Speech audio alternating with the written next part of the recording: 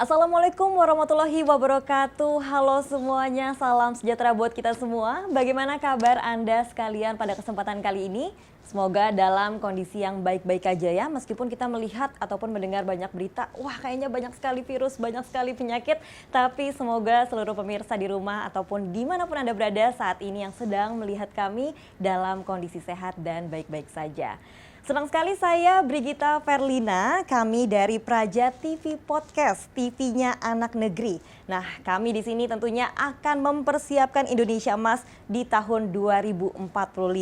Praja TV Podcast saat ini diharapkan mampu mensinergikan kisah-kisah inspiratif dari setiap lulusan Praja IPDN yang tersebar di seluruh penjuru tanah air. Sehingga tentunya publik bisa mengetahui peran lulusan Praja dalam implementasi kebijakan pemerintah untuk kemajuan bangsa.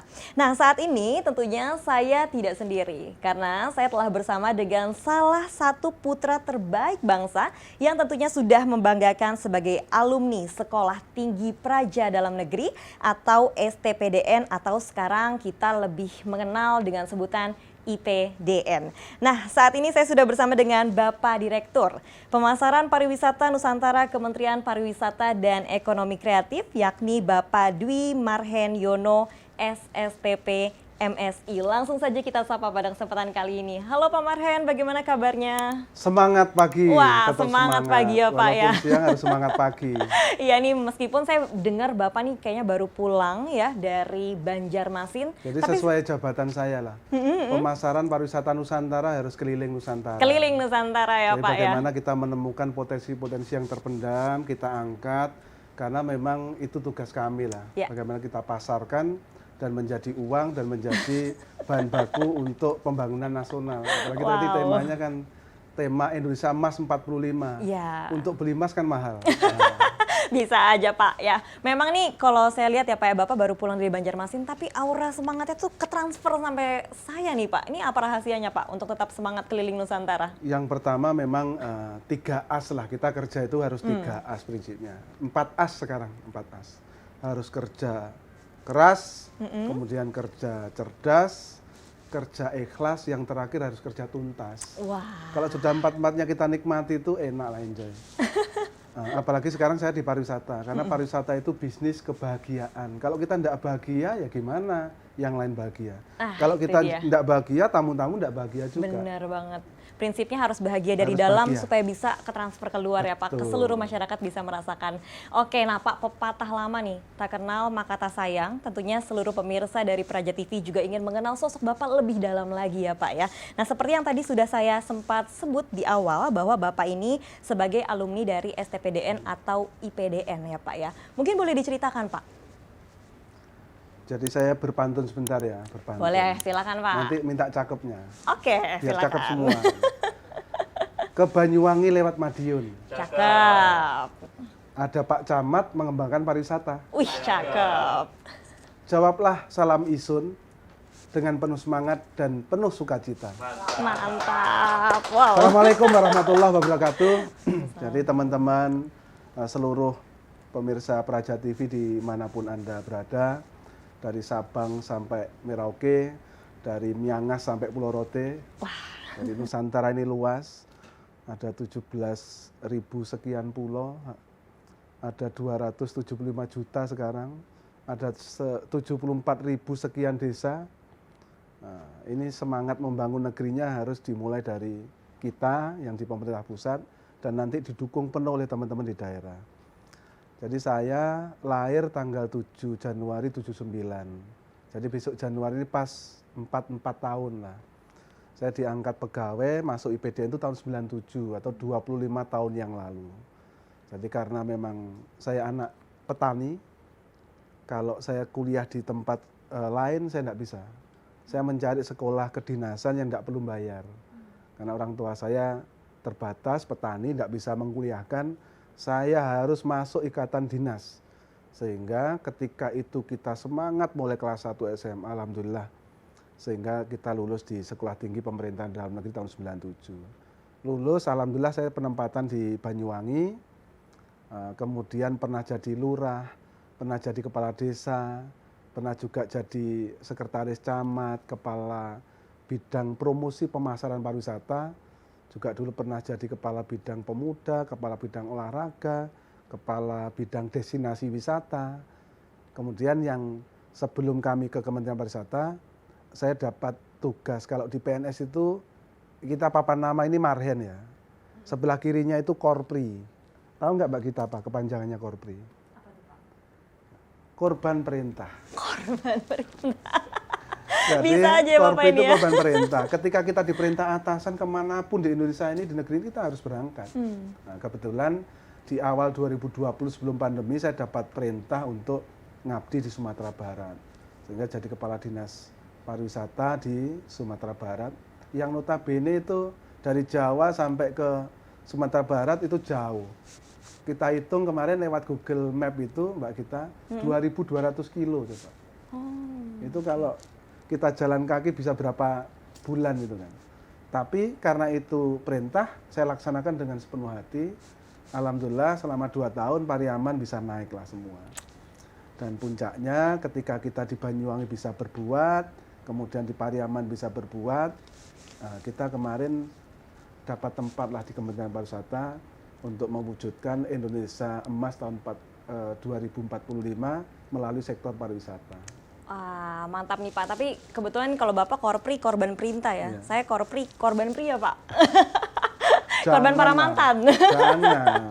Digantungin nih Pak ya. Oke, tapi ini sebuah prestasi yang luar biasa karena Bapak pun juga namanya terdengar dengan harum sebagai Bapak pariwisata. Nanti kita akan ngobrol Pak. Tapi sebelumnya saya pengen tanya, apakah sudah ada cita-cita Pak dari dulu ingin bergerak di bidang pariwisata atau seperti apa Pak?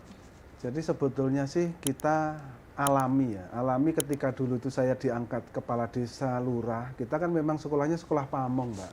Sekolah pamong itu bagaimana kita menjadi pengatur di masyarakat, ngomong masyarakat, menyelesaikan masalah dengan solve dengan baik. Ketika kita dikasih kepercayaan kepala bidang pemuda pun, saya all out untuk bagaimana mengembangkan pemuda. Kita buat namanya pelatihan internet marketing untuk 2.500 pemuda di Banyuwangi. Sehingga muncul pemuda-pemuda hebat yang dia memasarkan lewat internet sebelum itu rame. Kita laksanakan sudah hampir 20 tahun yang lalu. Kemudian ketika saya jadi kepala bidang olahraga, saya all out bagaimana olahraga ini bisa berkontribusi kepada daerah. Bagaimana olahraga itu menjadi sport tourism, menjadi magnet orang datang ke tempat kita. Alhamdulillah saya belajar di Malaysia hampir 15 hari, on job training, kita lihat balap sepeda Tour de Langkawi itu terbesar di Asia.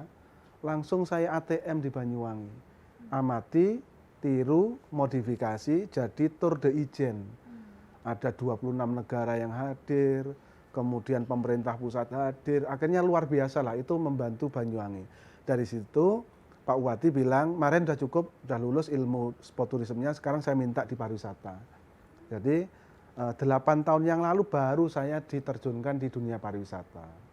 Tepatnya di kepala bidang pemasaran atau promosi pariwisata di Banyuwangi. Ketika Banyuwangi memang mulai mau naik daun. Dulu mungkin Mbak Gita kan tidak tahu Banyuwangi. Tapi kita dikasih amanah menjadi kepala bidang pemasaran pariwisata, kita berupaya bagaimana Banyuwangi dikenal. Kalau dikenalnya dulu negatif karena santet tahun 99, ini bagaimana kita tutup. Kita buat inovasi namanya tim kreatif pemasaran pariwisata. Kita punya 6 orang. Dulu ya, 8 tahun yang lalu ini. Saya meng-hire 1 fotografer. Kemudian saya hire videografer 1. Kemudian narator yang tugas nulis berita itu saya hire 1. Kemudian programmer yang bikin aplikasi ringan 1.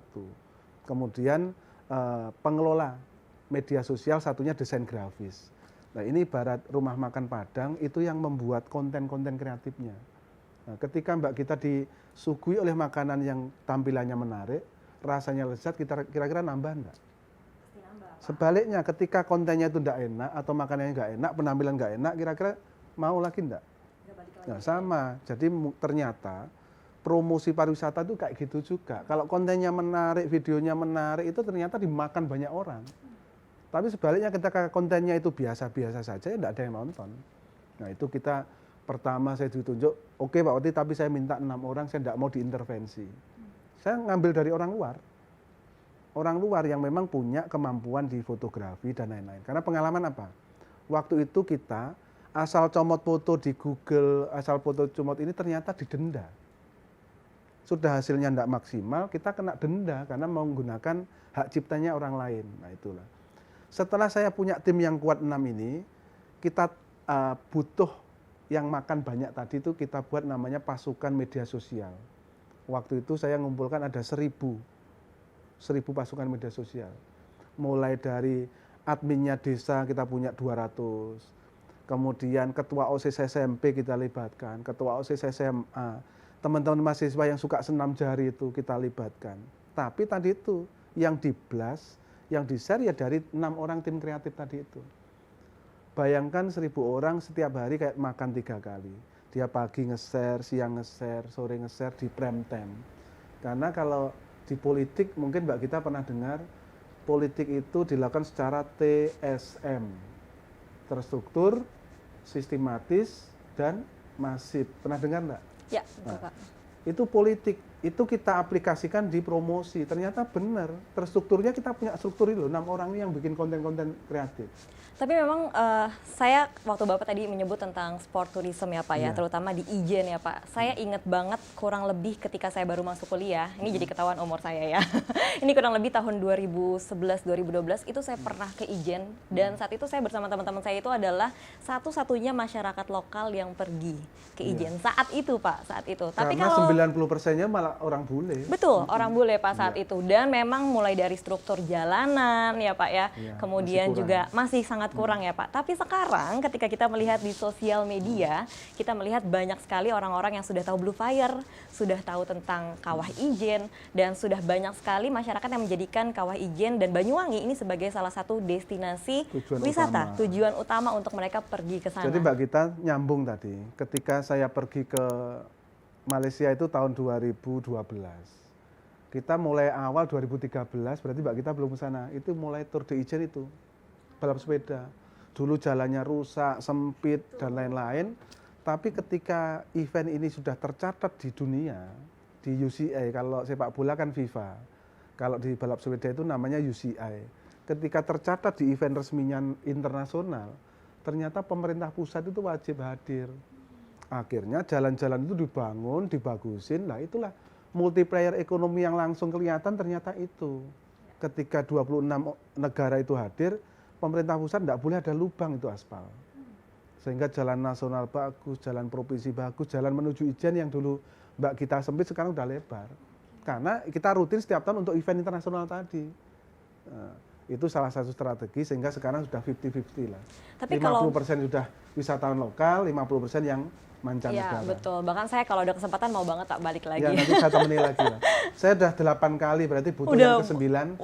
Sesuai angkatan saya di STPDN angkatan 09. Dulu Pak saya naik ke situ benar-benar harus diseret Pak, ngos-ngosan. Sekarang dengar-dengar kabarnya udah bisa naik. Ada yang 800.000. 800.000 itu dimodif teman-teman pakai gerobak, dorong, naik ke atas. Tapi kurang asik itu. Kurang asik ya Pak ya, tetap perjalanannya, petualangannya adalah ketika kita trekking ya Pak ya, jalan ya Pak ya. Jadi pernah teman saya itu naik itu, usianya 40 tahun, itu langsung dibully sama teman-temannya. Kayak manula aja naik itu, kayak gitu lah. Nggak asik akhirnya. Iya, memang yang paling enak adalah ketika kita menikmati perjalanannya ya Pak ya, itu indah dan uniknya. Tapi Pak, tadi waktu saya dengar cerita Bapak bahwa Bapak bisa memanfaatkan dari segi media sosial, terus bisa juga memanfaatkan atau mendelegasikan tugas kepada bukan hanya orang-orang yang Bapak rekrut, tetapi menggerakkan secara masif masyarakat 1.000 orang ya Pak ya, dan itu juga ketua OSIS, mahasiswa Pak. Itu menurut saya adalah salah satu trik yang sangat cerdas. Itu dari mana Pak idenya waktu itu bisa muncul Pak? Jadi gini, ide saya itu tadi itu ketika saya membaca tentang teori politik, politik itu harus terstruktur, sistematis dan masif kan. Sehingga ketika masif kan butuh peran dari orang lain. Nah, disitulah kita, ilmu pamong kita di STPDN kita keluarkan. Ilmu pamong itu ya ayo ngajak dengan cara-cara pamong, nggak ada kekerasan istilahnya. Gitu. Ayo kita bangun Banyuwangi dari senam jari Anda sekalian. Oh bisa Pak, bisa. Jadi Anda sekalian bisa bangun Banyuwangi hanya dengan senam jari. Jadi Pak kami tidak punya paketan data, sudah langsung ke balai desa minta WiFi di situ. Nah, kayak gitu contohnya. Iya. Nah, ternyata kita gerakkan dengan pendekatan yang persuasif itu mereka semangat. Oh iya, ternyata saya bisa jadi hero dengan cara saya.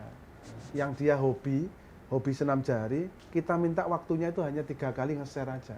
Nah, kemudian tahun berikutnya kita kasih reward. Dari 1000 itu 50 yang paling aktif, kita kasih paketan data gratis 200.000 sebulan.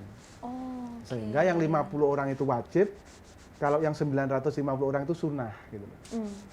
Ternyata juga mereka berlomba-lomba pengen aktif lagi sehingga tahun depan bisa dapat paketan data gratis itu. Wow. Jadi kita pakai cara-cara kompetisi yang sehat, ternyata itu luar biasa.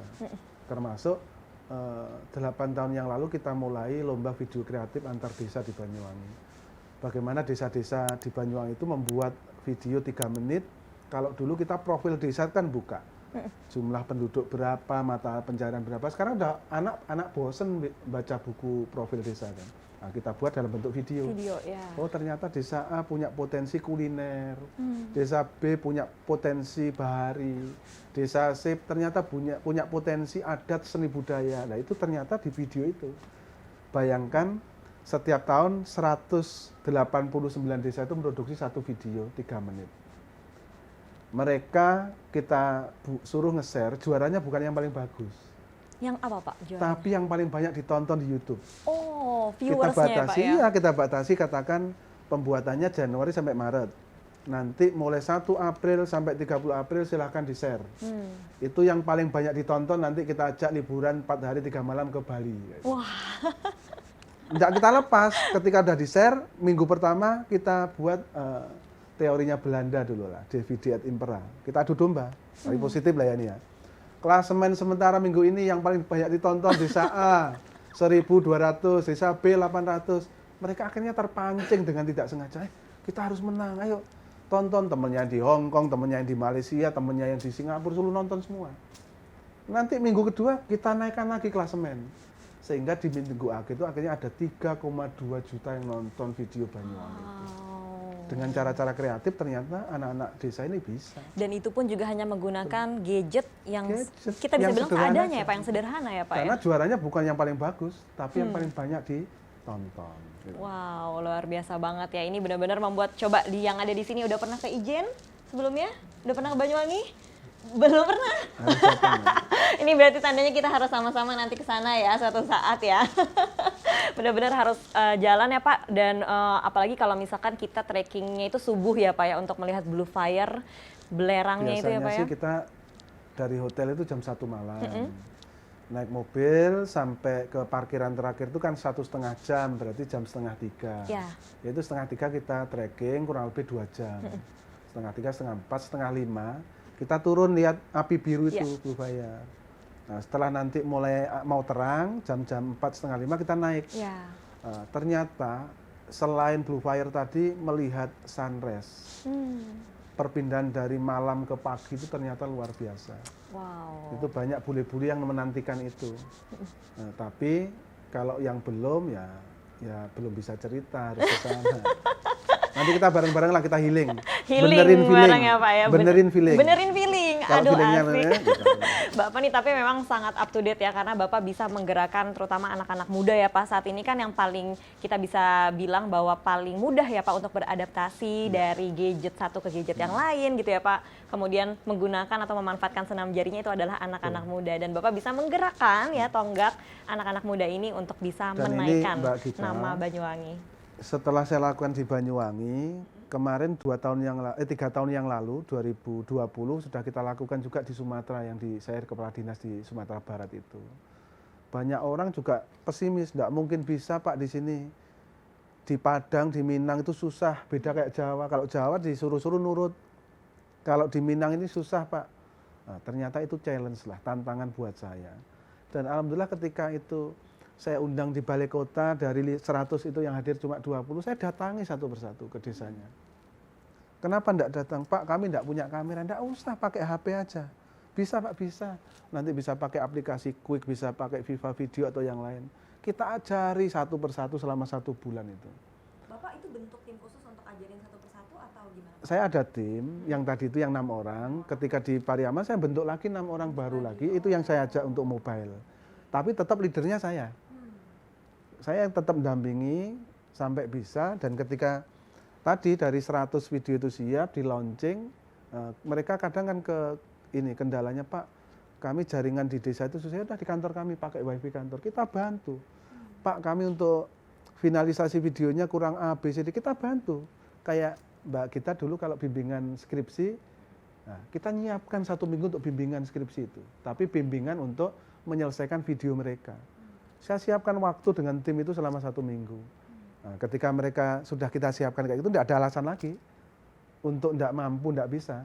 Dan akhirnya produksi, di-upload di media sosial, di YouTube, dan juaranya kita ajak liburan ke Bali 4 hari 3 malam, baru tahun depannya nggak usah saya keliling-keliling lagi.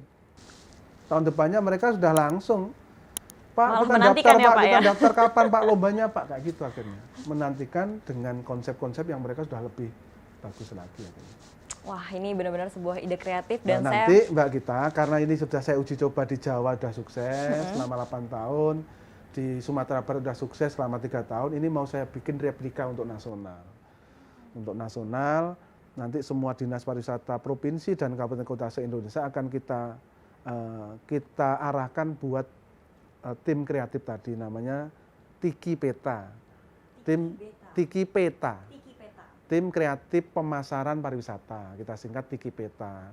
Yang tadi 6 orang itu, kita sudah bersurat ke semua gubernur, ini loh butuh ini, sehingga itu penting gitu loh. Nanti sama metodenya kalau di Indonesia harus kita kompetisikan. Tiki Peta yang terbaik kita ajak liburan, katakan 3 hari 2 malam ke Kuala Lumpur, nanti biar menarik kayak gitu. Kalau dulu itu lokal hanya ke Bali, nanti kalau di nasional ya harus ke luar negeri kayak itulah. Terus pasukan media sosialnya kita juga akan memaksa, tanda kutip, mereka untuk meng-hire 1000 anak-anak muda yang tadi itu hobi. Insya Allah bisa semua lah. Karena tadi kalau bilang tidak bisa, nyatanya saya praktekkan di Banyuwangi yang Jawa bisa, di Sumatera Barat yang Minang juga alhamdulillah bisa. Dengan pendekatan-pendekatan yang persuasif tadi. Oke, wah ini memang saya sudah melihat sekali nih pemirsa dari Pak Marhen sendiri bahwa ada banyak langkah-langkah kepemimpinan yang diambil dan itu pas sekali untuk menjadikan Pak Marhen sebagai sosok yang inspiratif. Nah tadi cerita Pariaman, cerita Tiki Peta Pak, nanti saya pengen tanya dan pengen kulik karena siapa tahu saya bisa ikutan juga Pak. Oke, tapi jangan kemana-mana, nanti kita akan kembali berbincang-bincang dengan Pak Marhen, tetaplah bersama kami di Praja TV.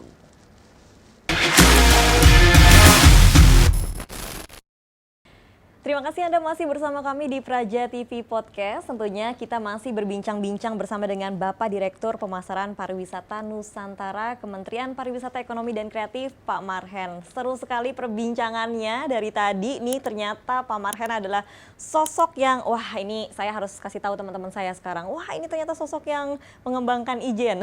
Supaya kita bisa reunian balik nanti Pak di Banyuwangi sana Pak sama teman-teman kuliah Pak. Nah tapi tadi kan Bapak udah cerita nih dari latar belakang Bapak sekolah gitu kan ya. Boleh dong Pak dikulik sedikit ya Pak, kita kulik sedikit, ceritain sedikit bagaimana sampai Bapak akhirnya bisa berada di sini Pak, di Kementerian Pariwisata.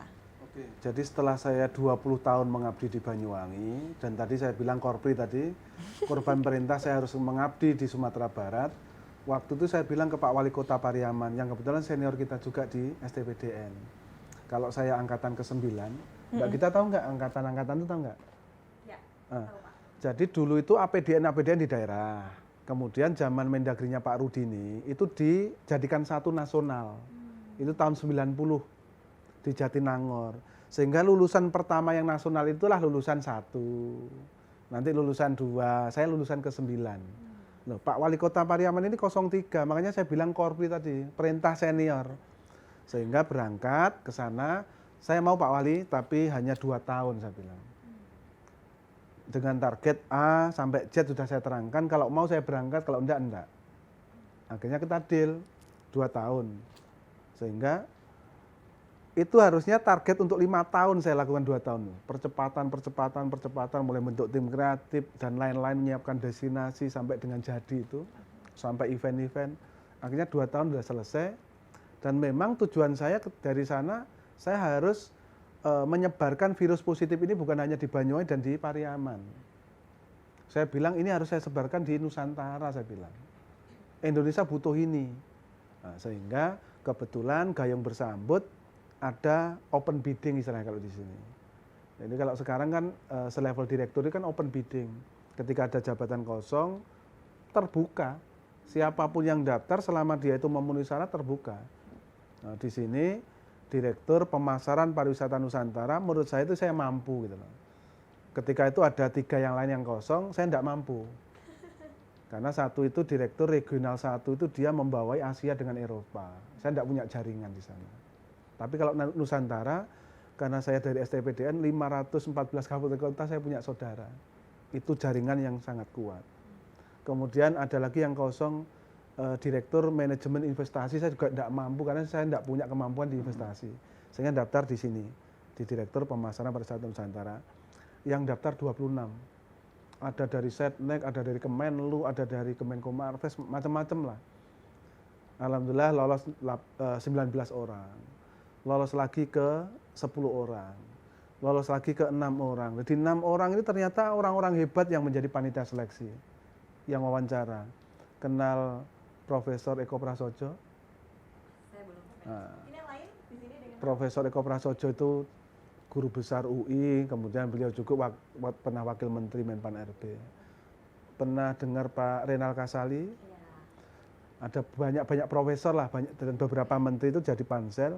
Yang di situ akhirnya tinggal 3. Tinggal 3, kita adu program. Ya ini yang saya bawa, yang program sudah saya sampaikan di 2 daerah itu, saya sampaikan untuk level nasional. Kalau kita adu teori sama beliau-beliau jauh lah. Sehingga ketika kita adu program, ya sudah, ini loh program saya. Itu kemarin tidak bisa. Secara teori itu tidak bisa. Loh nyatanya bisa ini Pak. Saya lakukan di Banyuwangi, di Pariaman, dengan beberapa sentuhan ternyata bisa. Dengan sedikit modifikasi dan pendekatan tertentu ternyata bisa. Nah itulah. Sehingga ketika diskusi itu, mungkin menurut tim menarik dan saya akhirnya diberi amanah di sini. Dan mohon doanya, mudah-mudahan dalam 100 hari kerja saya targetnya ada 2 inovasi. Yang pertama itu Pak Wisnu kita kasih nama.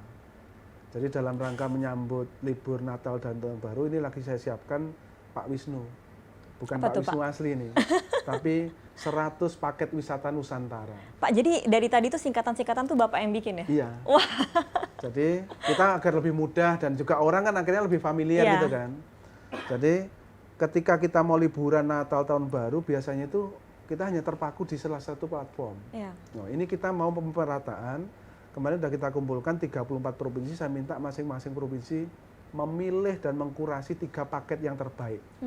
Contoh seumpama Nusa Tenggara Timur, paket yang satu nginep 3 hari 2 malam di Labuan Bajo, senilai 2.999 dengan fasilitas A, B, C, D. Paket kedua apa, paket ketiga apa, ini nanti akan saya jahit jadi satu, dan tanggal 21 November besok target saya sudah dilonceng oleh Pak Menteri. Wah. Dan itu menjadi menu orang yang mau berwisata Natal Tahun Jadi Baru. udah ada apa sih? Ini menunya ya Pak 100 Wisnunya nih. ya Pak ya? Pak Wisnunya sudah siap. Paket wisata Nusantara. Karena gini loh, kalau Mbak Gita ke restoran, menunya hanya nasi goreng dengan teh, kira-kira mau keluar uang berapa? Ya Pasti. keluarnya cuma itu aja. Ya, betul. Karena menunya cuma terbatas dan kadang malah tidak jadi beli. Betul. Karena tidak suka nasi goreng. Cari alternatif ya Pak ya? Makanya kita buat menu yang menarik, yang banyak, sehingga orang yang semula tidak tertarik gara-gara banyak menu akhirnya tertarik untuk berwisata. Berarti ada 3 menu Pak nanti Pak Wisnu? Ada 100 menu. Oh ada 100 menu malah? 100 menu. Oh 100 menu, wow. 3 kali 34 provinsi, berarti Wow, ada berarti 102. benar-benar hampir di seluruh provinsi itu ada disediakan menunya ya? Jadi kita keadilan sosial bagi seluruh rakyat Indonesia lah. Jadi semua kita berikan Merata kesempatan ya yang Pak ya, sama. biar bangkit bersamaan Betul. ya Pak. Jadi mau Papua, mau Bali, mau Aceh, semua bangkit bersama-sama. Dan tergantung nanti kalau laku tindaknya tergantung masing-masing, ayo kita dorong. Ya. Yang kedua, kita membuat, jadi inspirasi saya itu sebetulnya dari melihat anak saya yang nomor 3 SD itu melihat di YouTube yang Mak Betty itulah, yang dari Sumatera Utara yang Binjai itu. Mak Betty kok influencer, kok terkenal. Nah, sedangkan di sini di Kementerian Pariwisata ada 100 desa wisata yang sudah siap jual. Dari 74.500 desa itu kan ada 7.600-an lah. Desa wisata mulai yang rintisan, yang berkembang, yang maju sampai mandiri. Ini sudah ada 100 yang sudah dikurasi oleh tim, kemudian sudah dikunjungi oleh Pak Menteri semua. Tapi ibarat wanita cantik lah kayak Mbak Gita, sudah berias, Udah sudah rapi cantik, ya, Pak, ya. rapi, tapi tidak dikenalkan sama cowok, ya tidak laku-laku. Nggak gitu. laku-laku betul, Pak. Nah, ini desa ini juga sama yang 100 ini. Sudah merias, dia udah bagus, sudah kunjungi menteri, tapi tidak dibuat paket. Oke. Ya gimana mau orang Betul. beli gitu loh. Sehingga ide itu kita buat Betty Dewi, itu beli kreatif desa wisata. Ini sudah jadi 42, target saya juga sama 21 November. 100 desa ini udah punya paket-paket yang akan kita jual melalui travel agent dan juga online travel agent. Kita kerjasama dengan Mr. Aladin, grupnya MNC, kemudian juga Traveloka, Booking.com, Tiket.com, dan lain-lain untuk jual itu. Dengan seluruh platform ya Pak ya untuk menggencarkan program Contoh, 100 ini ya. binaan saya yang 10 tahun yang lalu itu Desa Adat Kemiren namanya. Itu homestay-nya itu udah bagus, jualannya 150.000 per pack. Kalau Mbak Gita nginep di desa wisata di Kemiren itu bayarnya hanya 150. Kalau berdua sama temennya itu 300, sharing lah di kamar yang sama, paginya dapat sarapan. Kita siapkan produk UMKM, oleh-oleh di etalase, hanya dilirik sama Mbak Gita, tidak pernah dibeli. Nah, ini cara kreatifnya, kita buat paketnya tuh jadi Masuk satu. ya. 199 per pack. Pasti dibeli juga karena murah kan? Iya. Surprise-nya, kejutannya ketika pulang dikasih oleh-oleh senilai 50.000 tadi. Oleh-oleh berupa gantungan kunci, kadang kue, dan lain-lain. Itu yang produk masyarakat yang tidak punya homestay, sehingga multiplier ekonominya lebih rata. Nah, itu salah satu produk Betty Dewi itu, beli kreatif di situ. Dengan cara-cara kreatif. Itu 100 program ada singkatan-singkatannya semua nggak nih Pak? Jangan-jangan dibikinin semua sama Bapak namanya. Singkatan itu sebetulnya untuk kalau di marketing itu penting lah, untuk mudah diingat orang. Kalau tidak mudah diingat orang ya tidak akan dibeli. Tapi saya gitu. penasaran Bapak dapat idenya dari mana sih Pak singkatan kayak gitu dari Itu tadi? harus puasa 30 hari 30 malam baru dapat Atau ide ke kamar itu. mandi dulu Iya. Pak? Setiap ke kamar kecil, kling gitu kan ya, langsung dapat singkatan-singkatan ya. Tapi ini Pak Marhan ini benar-benar luar biasa karena bukan hanya memperlihatkan atau bukan hanya melihat kondisi sekarang, tapi juga bagaimana nih dengan kondisi sosial media yang lagi naik ya Pak, berkembang ya Pak. Terus siapa influencer yang juga lagi terkenal gitu ya, Bapak bisa memadukan. Jadi orang-orang juga, wah Betty Dewi ini. Saya aja langsung inget nih Pak, Betty Dewi ya.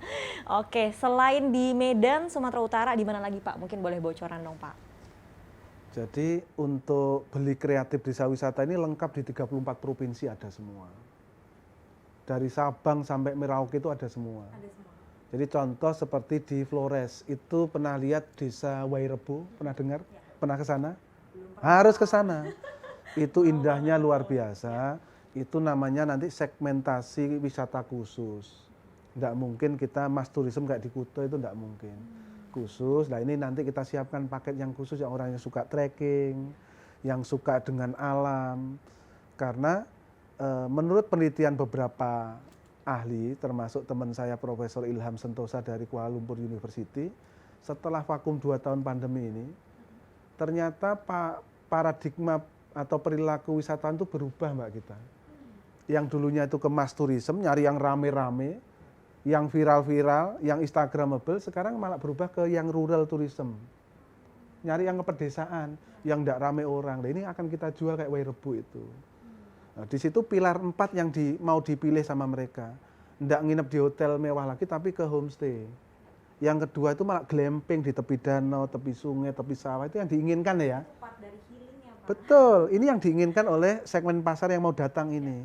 Yang ketiga itu mereka pengen atraksi yang adventure, bajak sawah, mandikan kerbau, kemudian iya, ada teman saya itu Bang Ridwan Tulus. Bang Ridwan Tulus itu pakarnya paket minat khusus di Padang. Dia jualannya itu memandikan gajah per packnya 2 juta. Pasarnya bukan nasional ternyata, malah manca. Dibatasi per hari hanya 10 pack. Itu antri, waiting listnya sampai sekarang udah sepanjangnya segini. Itu mulai dari orang datang, dijemput di bandara, trekking ke hutan, sampai ketemu gajah, mandikan gajah, ngerias gajah pakai yang kayak gini.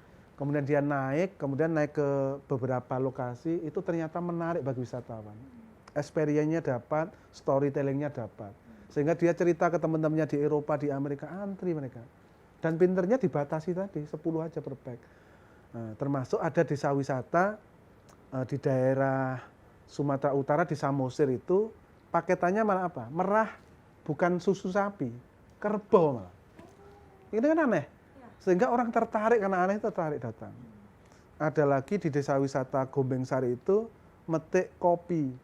Ternyata bagi yang orang biasa, lah biasa ngelihat kopi. Tapi bagi bule-bule yang hanya menikmati kopi, tidak pernah lihat pohon kopi, itu menarik ternyata. Dia beri paketan itu untuk metik kopi, nyangre kopi, sampai menikmati kopi. Jadi itulah yang namanya beli kreatif di situ. Kita cari hal-hal kreatif biar dibeli oleh wisatawan. Iya.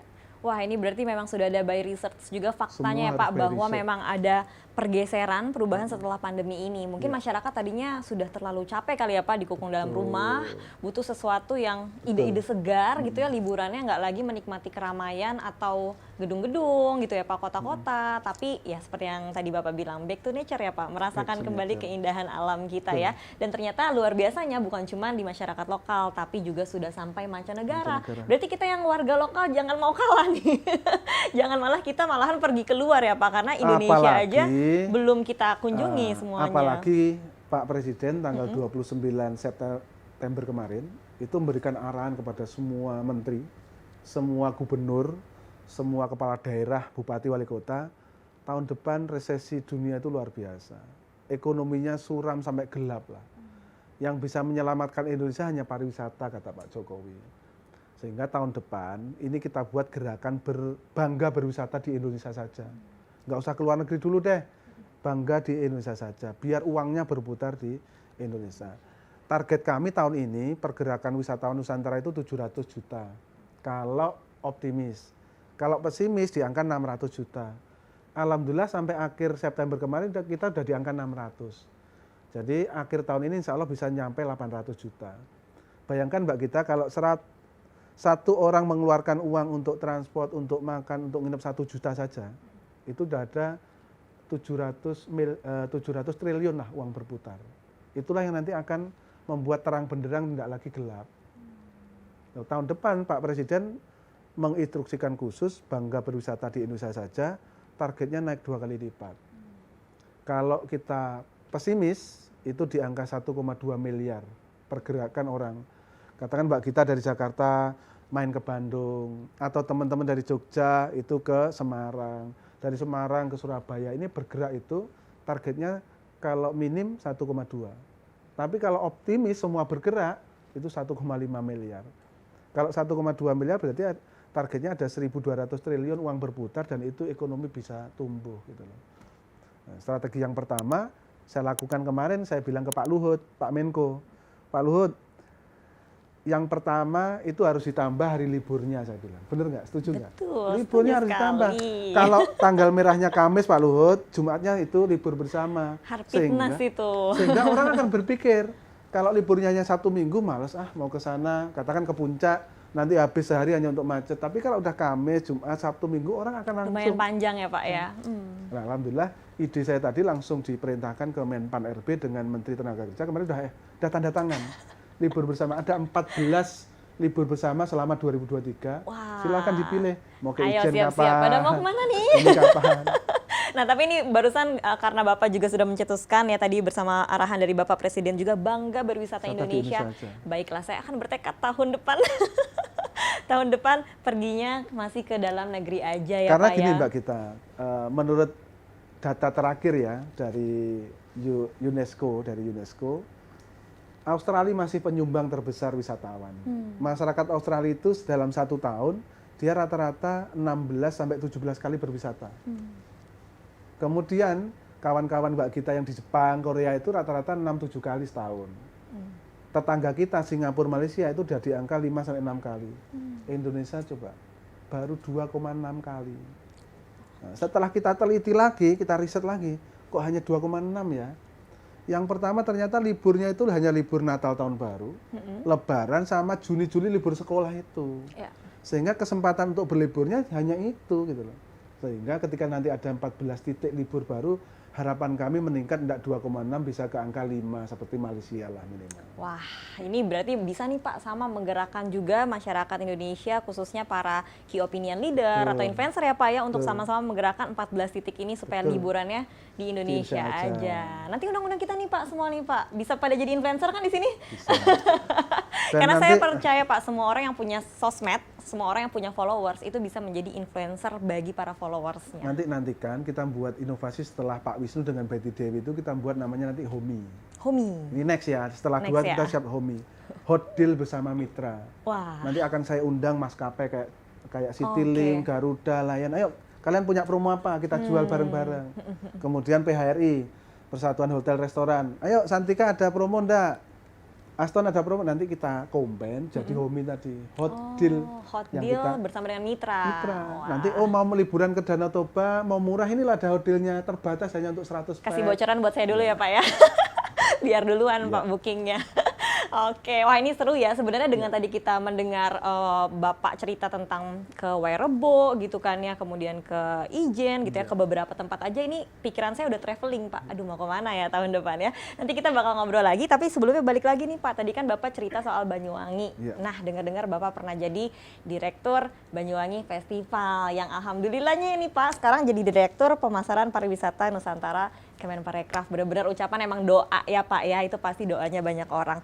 Pengen tahu dong Pak, waktu Bapak jadi Direktur Banyuwangi Festival, itu tantangannya apa sih Pak?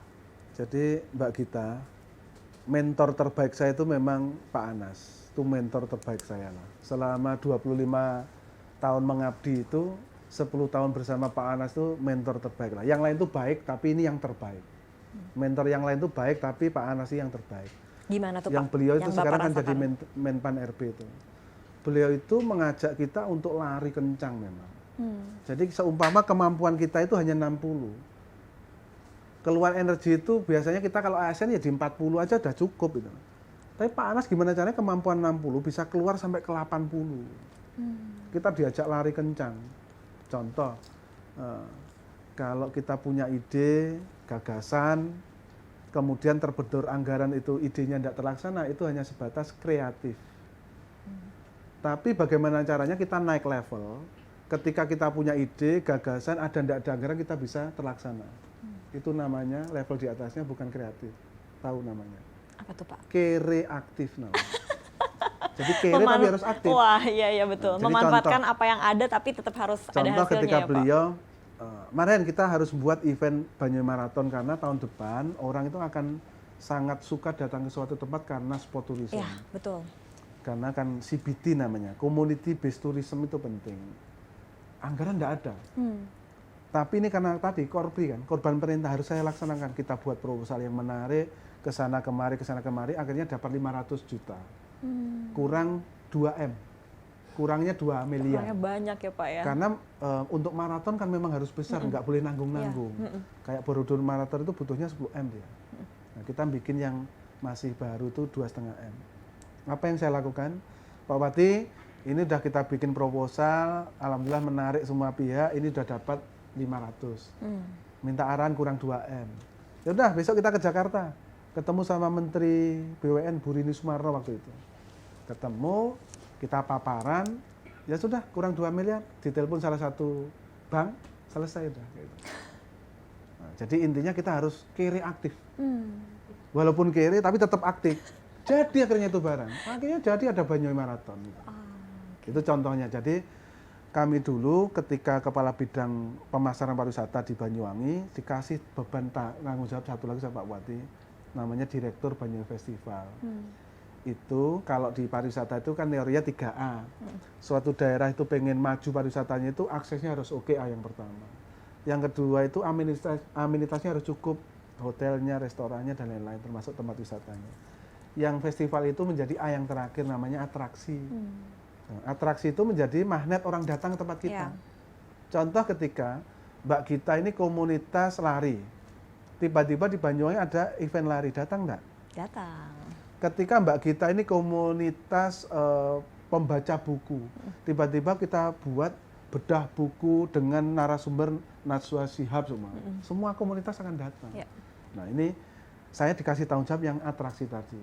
Mulai dari hanya 12 event setahun sampai 99 event setahun. Kantor saya 2, staf saya 2, tanggung jawab saya 2. Tapi tunjangan saya cuma 1. Tapi alhamdulillah itu saya syukuri, ternyata itu investasi. Investasi, ada orang bilang Pak Marin itu antara dipercaya dengan diberdaya tipis. Kalau orang Jawa bilang, saya pengen Jawa ini, antara dipercaya kalau diplekutu tipis. Iya benar, tapi saya melihatnya yang positif. Oh berarti saya dipercaya sama bupati. Gitu. Saya tunjukkan saya bisa. Ternyata benar itu investasi. Jam 1 malam ditelepon kita datang, habis subuh kita disuruh kita laksanakan, ternyata itu investasi. Dan itu kita nikmati itu malah enjoy, tidak jadi penyakit, tapi jadi berkah. Nah, alhamdulillah setelah pengalaman disitulah bagaimana merancang suatu event, kemudian bagaimana event itu bisa mendatangkan banyak orang dengan low cost, high impact itu yang mahal. Jadi waktu itu kita buat idenya itu one cabur, one event salah satunya.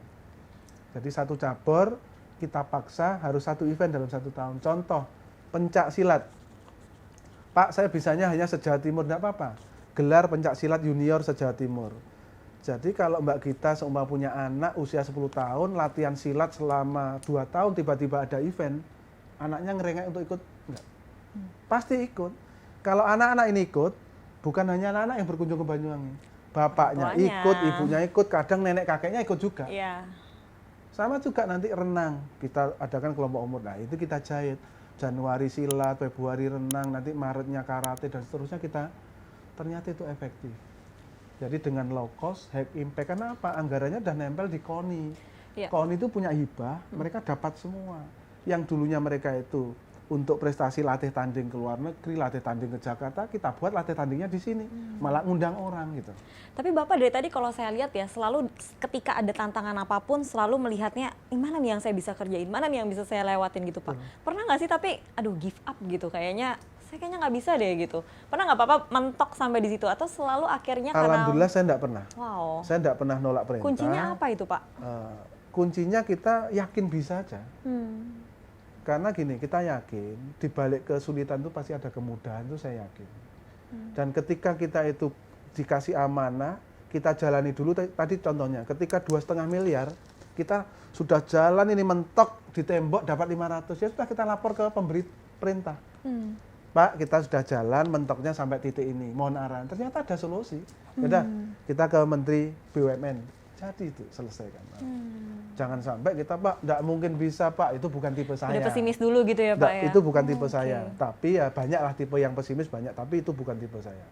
Tipe saya harus optimis, karena di balik kesulitan pasti ada kemudahan. Itu pasti. Wah, ini benar-benar kata emas ya. Sebuah quotes ya, ini bisa untuk caption Instagram loh teman-teman. Oke, Pak, tapi mungkin ya karena sebuah sikap positif dan optimis Bapak itu juga yang menjadikan Bapak sebagai Bapak pariwisata, karena bisa menaikkan Pariaman Sumatera Barat khususnya di tengah pandemi. Nah itu gimana tuh Pak ceritanya? Saya penasaran Pak. Jadi saya masuk Pariaman itu kan awal 2020. Ketika itu langsung Maret, April itu kan ada COVID kan, berita langsung COVID pertama. Target saya 2 tahun, bayangkan. Ketika 2 tahun saya tidak selesai, saya akan tertahan ini. Nah, tunggu dulu tuh Pak. Itu berita COVID, Bapak masuk Pariaman. Itu nggak ada pesimis-pesimisnya sama sekali, Pak? Nggak ada, Pak? Saya tetap optimis gitu loh. Jadi kalau kita pesimis, orang pariwisata waktu itu tidur aja tidak salah. Karena kita ngundang orang tidak boleh, ngumpulkan orang tidak boleh. Nggak boleh ada kerumunan, Tapi Pak, saya tetap optimis. Sehingga saya kebetulan Kapolresnya itu sama-sama dari Jawa. Dan izin, ini kalau saya boleh buat event kecil-kecilan paling maksimal berapa? Udah Pak Maren, yang penting di bawah 100 orang. Siap. Saya buat event tetap, tapi di bawah 100, yang datang harus antigen. Kemudian kita siapkan tenaga kesehatan untuk ngecek dan lain-lain, rapid dan lain-lain. Karena apa? Ketika ada 100 orang tadi event, ternyata ada bapak ibunya, ada nenek kakeknya, hotel tetap ada hunian akhirnya. Restoran-restoran tetap ada orang berkunjung akhirnya, tidak mati langsung gitu. Itu yang saya lakukan, tapi saya ecer. Minggu ini 100, minggu depan 100, minggu depannya 100, itu kita ecer. Jadi tetap bergeliat ya Pak, tetap tapi tidak melanggar rule, tidak melanggar aturan. Karena kalau kita melanggar aturan, ya salah juga kita. Sehingga kita cari celahnya yang tidak melanggar aturan, tapi tetap bisa jalan walaupun pelan-pelan. Itu sempat gak sih Pak ada mungkin protes-protes gitu, wah ini kan lagi COVID harus di rumah aja gitu. Bapak pernah mendengar nggak Pak seperti itu? Jadi gini, pasti adalah dari 100 orang itu pasti ada 20 orang itu yang dia pasti akan mengkritisi lah ya mengkritisi. secara positif. Sehingga kami biasanya saya tanamkan mulai Banyuwangi sampai dengan Pariaman itu bagaimana di media sosial tidak kita tanggapi sahur manuk istilahnya. Kalau Jawa sahur manuk itu apa ya? Tanya jawabnya tidak di medsos. Ya, pasti tidak akan selesai. Ya. Tapi itu akan menjadi negatif campaign untuk daerah itu tertentu. Ya. Contoh seumpama ini ngomong Pariaman. Ada yang jelekkan masalah A. Ternyata di situ komentari tetap jelekkan lagi.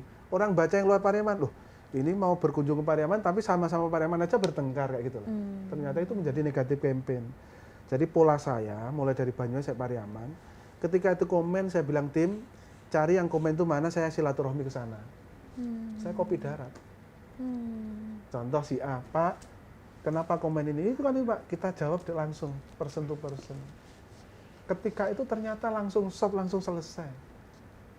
Jadi enggak tanya menjawabnya kadang di Facebook, di Instagram, itu enggak menyelesaikan masalah. Ya. Mereka punya ego masing-masing. Dan orang lain melihatnya malah lucu.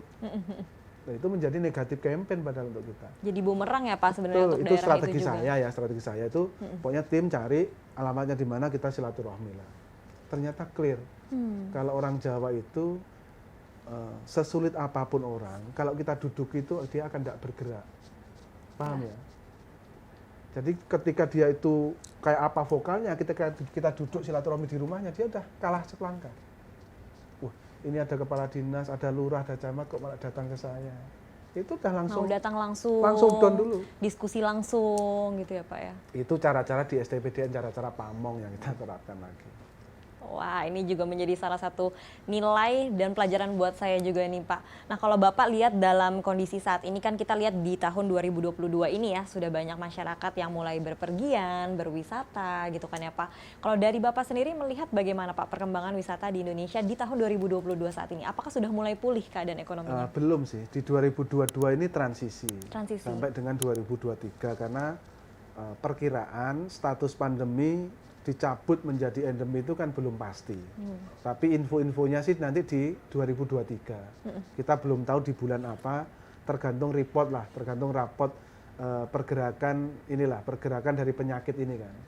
Tapi kita berdoa transisi di 2022 dan 2023 ini menjadi transisi yang tepat. Yang tadi saya bilang, mulai riset perubahan paradigma itu harus kita siapkan. Ya. Termasuk wisatawan yang bepergian itu juga harus memperhatikan kesehatannya juga kayak gitulah. Nah, tapi kita lihat pergerakannya 2020 down sekali. Ya. 2021 apalagi down yang kedua. Kalau teman-teman pelaku pariwisata itu Mbak Gita, 2020 itu namanya mantap. Makan tabungan, tabungannya udah habis. Loh bener ini. Ini bukan singkatan lagi, tapi ini bener, mantap itu makan tabungan. Tabungannya habis dia, tidak dapat penghasilan, tabungannya keluar terus. Ya, nggak ada pemasukan, untuk operasional tapi gaji karyawan, ya. Untuk bayar listrik, cicilan mobil, dan lain-lain. Ya. Berharapnya di 2021 udah habis. Ternyata belum. Mantapnya udah habis kan tabungannya. Akhirnya apa? Manset akhirnya. Bukan manset yang dipakai cewek itu bukan. Apa nih Pak? Makan aset akhirnya. Asetnya dijuali kemana-mana. Nah alhamdulillah di awal 2022 ini sudah mulai optimis, sudah mulai lagi lah dia asetnya sudah mulai kembali. Mudah-mudahan di 2023 ini setelah asetnya kembali, tabungannya sudah mulai naik lagi. Oke, kita doakan tentunya ya doanya Pak Marhen ini semoga di tahun 2023 seperti Bapak bilang naik lagi. Nah, tapi pesannya apa nih Pak untuk masyarakat umum supaya kita sama-sama bisa memajukan dan juga memulihkan ekonomi di daerah-daerah Pak? Yang pertama karena pemerintah pusat sudah menetapkan ada 14 titik libur bersama, ayo mulai sekarang direncanakan. Nggak usah yang jauh-jauh lah, yang dekat-dekat sekarang mulai di-searching di media sosial seumpama di Jawa Tengah ada apa, di Jawa Barat ada apa, ada yang dekat-dekat aja, hinterland satu pulau dulu lah. Sehingga yang biasanya itu ke Labuan Bajo butuh 5 juta, ini gimana caranya 1 juta cukup. Sehingga bergeraknya enggak sekali, bisa 5 kali gitu loh. Bisa 5 kali, karena ini liburnya banyak, ada 14 kali. Karena di daerah kita itu, sekitar kita banyak, kadang kita enggak tahu aja. Contoh, ketika dulu saya tidak tahu di Situbondo. Ternyata Situbondo ada kampung ikan kerapu. Yang di situ tuh ikan kerapunya luar biasa. Kenapa saya harus jauh-jauh ke Labuan Bajo, jauh-jauh ke Morotai? Ternyata di tetangga saya ada kayak gitulah contohnya. Jadi pesan saya, ayo gali potensi sekitar, kita saling gotong royong membantu lah dengan cara berwisata di Indonesia saja, kalau bisa di sekitar kita saja. Sehingga uangnya tidak berputar ke luar negeri, tapi berputarnya di dalam negeri Indonesia saja. Pak, saya tabungannya kecil, ya sudah, sesuai budget. Budgetnya kecil ya dekat-dekat. Budgetnya agak banyak ya diecer agak banyak gitu. Karena kita kan ada 5 New Bali sebenarnya. Destinasi pariwisata super prioritas yang sudah ditetapkan oleh pemerintah pusat. 1 di Labuan Bajo, yang kedua di Danau Toba, yang ketiga itu Borobudur dan sekitarnya, yang keempat itu Likupang, yang kelima itu Mandalika, Lombok dan sekitarnya. Sehingga Bali itu menjadi hubnya orang datang ke Indonesia, yang 5 ini menjadi Bali-Bali baru nanti. Ketika nanti 2024 ini Bali-Bali baru selesai, kita akan menyiapkan lagi 5 lagi gitu. Kayak Bromo, Tengger Semeru, kayak Belitung dan lain-lain kita siapkan juga. Kalau Bapak kira-kira punya waktu untuk liburan 2023, Bapak mau kemana nih Pak? Saya mau ke Laskar Pelangi. Wih, Belitung. Nah, udah pernah nih saya ke situ Pak. Saya belum. Oh, belum pernah Pak. Bagus Pak pantainya. Saya pengen ke Laskar Pelangi karena itu menginspirasi banget. Bagaimana nanti Laskar Pelangi yang lain menyentuh dengan film atau video, tapi ngangkat destinasi daerahnya masing-masing. Harapan saya gitu loh. Wah, ini benar-benar pas Bapak bilang mau ke Laskar Pelangi, saya langsung keinget indah pantainya. Betul. Dan semoga waktu Bapak ke sana, Bapak jadi punya banyak ide nih Pak untuk melestarikan Belitung. Karena benar pantainya bagus, makanan lautnya juga enak, tapi betul, mungkin butuh sentuhan tangan Bapak Pak. Oke, terima kasih Dan Pak Marhen. saya mungkin gini, ada riset terbaru. Ternyata wisatawan datang ke tempat kita, kalau anggapan Mbak Gita kan pasti pengen lihat pantai yang indah, Gunung Jati Ijen, ternyata itu nomor 3. Sama apa Pak? Nomor 1 ternyata pengen melihat culture, seni budaya ternyata. Nah, itu di angka 32% loh ternyata itu. Itu kadang kita kan, kita mau lihat pantai yang indah, danau yang indah, ternyata enggak, itu nomor 3 malah. Nomor 1-nya itu malah culture, melihat bagaimana seni mereka budaya. juga mungkin bisa berinteraksi dengan lokal. Betul, ya Pak ya. Betul, makanya kita kadang kan nyewa baju untuk foto Bayi Adat, itu karena itu ternyata. Kita pengen menikmati adat budaya, seni budaya orang lain yang belum kita pernah tahu. Yang kedua ternyata pengen mencicipi kuliner khas. Ya. Itu di angka 28%. Baru 26%-nya itu destinasi tadi, pantai gunung dan sebagainya. Nah, sehingga teman-teman dari Sabang sampai Merauke, tidak usah pesimis kalau saya tidak punya pantai yang indah, tidak punya gunung ini, kulinernya diangkat, budayanya diangkat, gitu aja, tidak usah pesimis. Gitu. Oh Pak, kami tidak punya kuliner yang khas, tapi budaya dinaikkan. Di mana kekuatan daerah itu yang diangkat. Itu diangkat. Oke Pak Marhen, kalau Pak Marhen mau ke Laskar Pelangi Belitung, kira-kira pemirsa dari Praja TV mau kemana? Coba sambil dipikirin ya, kira-kira mau kemana. Nanti kita akan kembali lagi bincang-bincang dengan Pak Marhen, tentunya masih dengan topik yang menarik. Tetap bersama kami.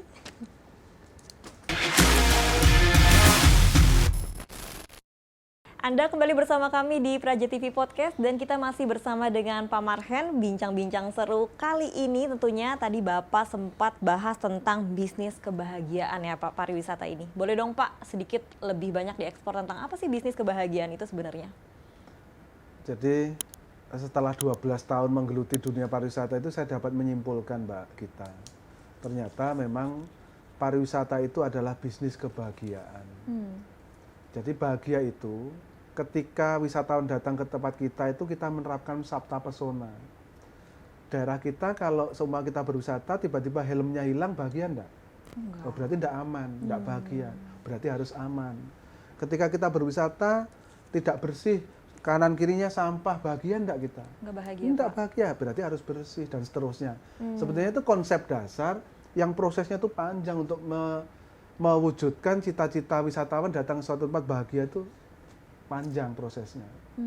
Nah, ketika wisatawan itu bahagia, kita selaku pelaku pariwisata akan bahagia nerima banyak uang, banyak pemasukan. Sebaliknya gitu. Sehingga ini yang mulai saya sosialisasikan ke teman-teman. Ayo, bahagiakan tamumu, kamu akan bahagia gitu loh istilahnya. Contoh kayak gini, saya pernah pengalaman di tol di Medan, drivernya itu karena tolnya baru dia main HP. Ketika kecepatan 120 itu dia main HP. Saya dikirim ke temennya. Langsung saya turun minta ganti sopir saya. Kira-kira kita bahagia enggak wisatawan ada sopir yang dia driver pakai kamera sambil nyetir kecepatan 120 loh coba. Ada rasa nggak amannya Nggak ya Pak? aman lagi, sehingga itulah bagaimana pariwisata itu adalah bisnis kebahagiaan. Kita ciptakan rasa bahagia dari wisatawan.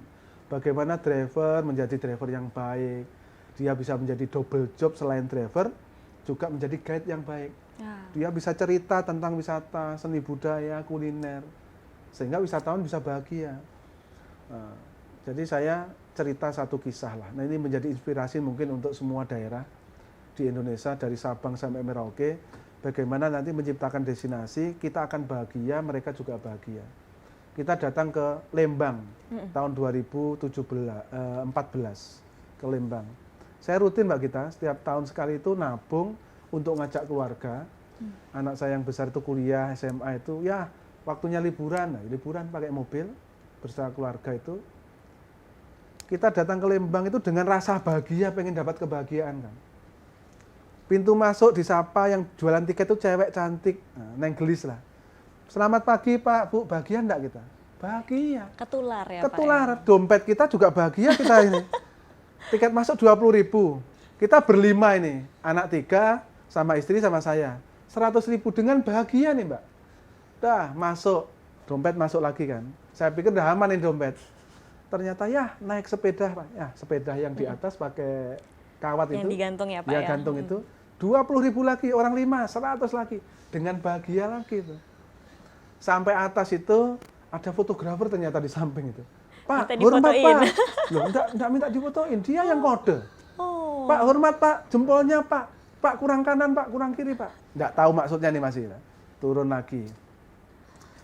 Terus, sudah cukup? Enggak ya, itu naik ayunan raksasa ya. Naik ayunan. 100.000 lagi dengan bahagia ini. Sama juga ketika ayunan, Pak, hormat Pak, dadah Pak, ini Pak, ada fotografernya juga. Dah, jam 12, kita kan enggak boleh bawa makanan minuman itu di lokasi kan. Kita beli minumannya 2 kali lipat dari di luar. Ya. Bahagia karena kita haus kan. Kita makan 2 kali lipat lagi, keluar lagi. Nah, singkat cerita, dompet ini sudah saya kunci. Sudah saya kunci udah. Dah aman udah, keluar, pintu keluar. Kan aman harusnya kan. Ternyata nggak aman lagi, Mbak. Di situ ada layar-layar monitor, foto-foto kita tadi yang hormat, yang lagi jempol bahagia tadi. juga ya Pak ya? Iya, kalau Tempo dulu itu nyetak, dia rugi kertas, rugi tinta. Ini enggak. Dia sudah pakai foto-foto di layar monitor. Pak, silakan diambil satunya 5.000. Kalau enggak kita delete, Pak. Ya karena bagus, ya ambil ya. Habis berapa? 570.000. Dan saya enggak dapat apa-apa itu. Pak, alamat emailnya Pak. Hanya di email aja. Enggak ada CD, enggak ada apa. Ya Allah, inilah pariwisata adalah bisnis kebahagiaan. Kita juga bahagia karena dapat momen yang bagus, foto-foto yang bagus. Mereka juga pelaku pariwisata bahagia. Fotografernya dapat uang, yang ngelola kafe dapat uang, yang ngelola atraksi dapat uang, semua akan dapat uang. Nah itulah sebetulnya yang saya angkat pariwisata bisnis kebahagiaan di situ. Bagaimana jangan sampai wisatawan tidak bahagia di tempat kita. Ya. Maka sebaliknya nanti kita akan sengsara, tidak akan bahagia. Itu prosesnya memang panjang. Filosofi kebahagiaan itu ya Betul. Pak, mulai dari kita sebagai para pedagang pariwisatanya juga ya Betul. Pak, pelaku pariwisatanya. Mulai tukang parkirnya, yang jaga tiket, WC ya Pak ya, semua. kasih senyum gitu kan ya untuk para turisnya gitu kan, atau para pendatang gitu ya Pak, pada masyarakat yang liburan. Kalau kita bahagia, senyum, itu pasti akan ketular. Nah kalau ketular bahagianya, Wisatawan keluar akan uangnya dengan juga senang hati. gampang ya Pak. Betul. Ya itu tandanya adalah makanya kenapa pariwisata adalah bisnis kebahagiaan. kebahagiaan. Dan makanya kenapa kalau kita berlibur ke tempat yang para pelaku pariwisatanya juga baik, ramah gitu ya, kita juga akan posting di media sosial, di story-nya cerita-cerita yang bagus juga ya Pak jadinya. Betul. Ya. Dan akhirnya mengundang lebih banyak lagi masa untuk datang ke lokasi tersebut. Betul. Wah ini bisnis kebahagiaan. Oke Pak, ini terakhir nih Pak, saya pengen Bapak kasih sedikit tantangan untuk para pemirsa di Praja TV Podcast. Silakan Pak. Jadi kepada seluruh pemirsa Praja TV, khususnya teman-teman Purna Praja, Jadi purna praja itu yang sudah lulus. Tapi kalau praja itu masih mahasiswa. Jadi Mbak Gita harus tahu praja TV itu praja itu masih mahasiswa. Ya. Tapi kalau sudah purna itu sudah mengabdi untuk negeri. Dia. Kita sudah ada mungkin hampir 100.000 lah. Itu yang mengabdi dari ujung barat sampai ujung timur Nusantara. Saya kasih tantangan lah kepada teman-teman senior, kemudian teman-teman letting dan juga junior. Ayo, mau jadi lurah, jadi camat, jadi kepala dinas, jadi sekda. Ada senior kita yang jadi bupati, Bantaeng juga. Ayo gali potensi, mulai dari wisatanya, destinasi, kemudian kulinernya, kemudian seni budayanya digali, di package, istilahnya dipaket. Jadikan paket yang menarik, dikemas, kita jual untuk pariwisata. Karena pariwisata ini yang tidak ada surutnya diterpa apapun. Tapi kalau minyak bisa naik turun, kalau industri bisa naik turun, tapi pariwisata ini yang paling stabil. Teman-teman, ketika jadi lurah, gali potensi di situ. Ciptakan desa-desa wisata. Ketika jadi camat, buat travel pattern. Desa wisata A, B, C jadikan satu. Semua desa A itu kuat dengan kopinya, di sini kopinya. Ini kuat dengan nasinya, di sini nasinya. Ini kuat dengan kolamnya, di sini kolamnya. Jadi camat, jadi paketkan semua desa itu bisa dijual. Jadi satu paket. Kalau jadi kepala dinas, apalagi jadi Pak Bupati, silakan buat travel pattern-nya itu di kabupaten atau kota itu. Saya yakin bisa. Teman-teman kita lahir di bumi yang sama, di lembah yang sama, di Manglayang, pasti kalian bisa seperti saya. Terima kasih. Assalamualaikum warahmatullahi wabarakatuh. Wah, terima kasih Pak Marhen. Tentunya sama-sama kita doakan ya supaya sektor ekonomi pariwisata di Indonesia bisa bangkit seperti doa Bapak. Dan tentunya kita juga berdoa untuk Pak Marhen. Sehat selalu Pak. Semoga semakin banyak ide-ide segar yang mengalir. Saya tunggu singkatan-singkatan lainnya ya Pak ya. Yang unik dan kreatif tentunya untuk masyarakat di Indonesia. Baik, terima kasih tentunya untuk seluruh pemirsa dimanapun Anda berada. Semoga jangan lupa ya. Coba kita pikirkan destinasi wisata dalam negeri di tahun 2023 nanti karena ini ada kode, 4. Mbak. Hah? Ini kode, Mbak. Kode, oh oke. Karena ada. Berapa ini? Angka berapa? Nah, ini 9. Oke. Tentunya kita pikirkan ya karena ada 14 titik hari libur. Nah, ini menarik sekali nih. Kira-kira mau kemana? Jangan balik lagi ya. Segera cari paketan yang menarik dan ajak keluarga serta orang-orang terkasih. Saya Brigita Perlina pamit undur diri. Terima kasih dan sampai jumpa. Terima kasih Pak. Sama-sama.